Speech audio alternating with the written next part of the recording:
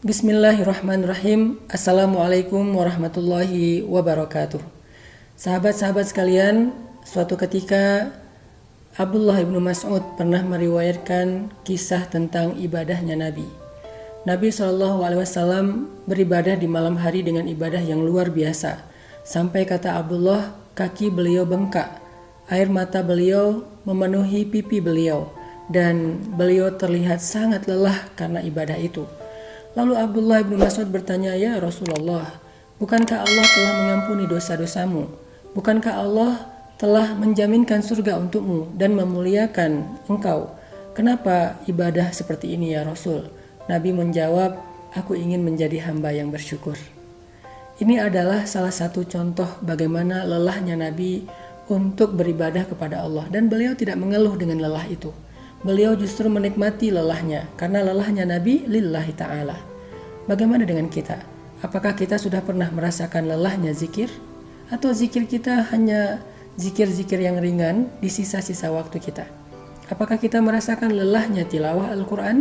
Apakah kita merasakan lelahnya itikaf dan tahajud, begadang untuk berdoa, sholat malam, kemudian sujud panjang, zikir pada Allah? Apakah kita sudah merasakan lelahnya melakukan dakwah? Apakah kita sudah merasakan betapa lelahnya saat kita mencari nafkah untuk keluarga? Betapa lelahnya ketika kita membantu orang lain? Semua lelah itu adalah lelah lillah. Apa bedanya lelah lillah dengan lelah lid dunia? Kalau lelah kita untuk dunia, keuntungan dari lelah itu sedikit. Sedangkan lelah karena Allah, lelah yang akan kita syukuri. Lelah yang pasti Allah akan membalasnya berlipat ganda. Karena Allah Subhanahu wa taala berfirman, "Hal jazaul ihsan illal ihsan." Adakah balasan satu kebaikan kecuali kebaikan?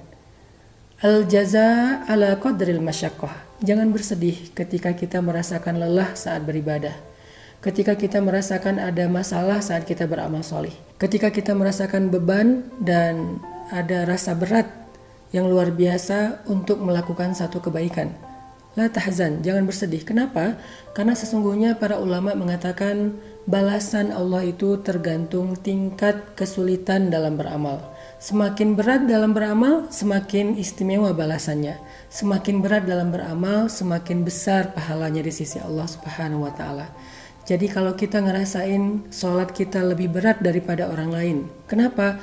Mungkin karena jarak ke masjidnya lebih jauh, mungkin karena cuacanya lebih dingin, mungkin berpuasa di beberapa wilayah di bumi lebih lama waktunya daripada di tempat yang lain, maka la tahzan, jangan berkecil hati, karena sesungguhnya Allah membalas ibadah kita bukan hanya dari sisi apa ibadah yang kita lakukan, tetapi Allah juga melihat seberapa sulitnya kita dalam melakukan ibadah itu.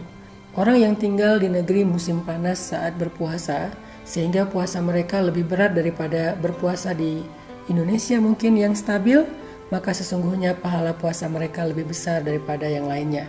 Orang yang melakukan ibadah haji dengan susah payah menabung, kemudian perjalanannya juga jauh dan penuh dengan ujian, maka dia mendapatkan pahala haji yang lebih besar daripada orang yang berhaji dengan cara yang mudah.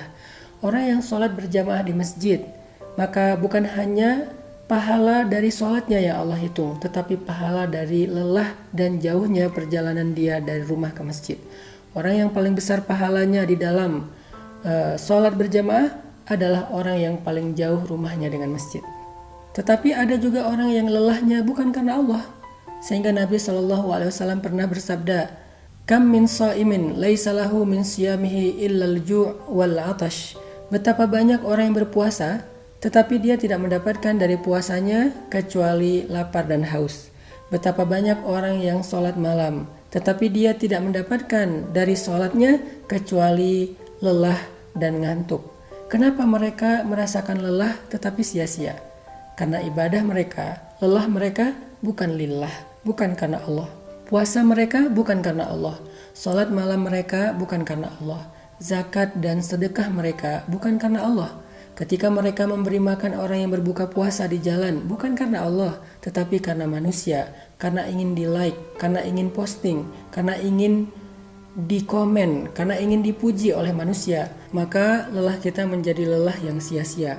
Kalau kita harus sekalian lelah, maka lelahlah karena Allah. Yuk kita perbaiki niat kita sehingga lelah kita akan dinilai oleh Allah Subhanahu wa taala, dan Allah itu Asy-Syakur, yang paling baik dalam memberikan balasan terhadap ibadah hamba-hambanya. Barakallahu fikum.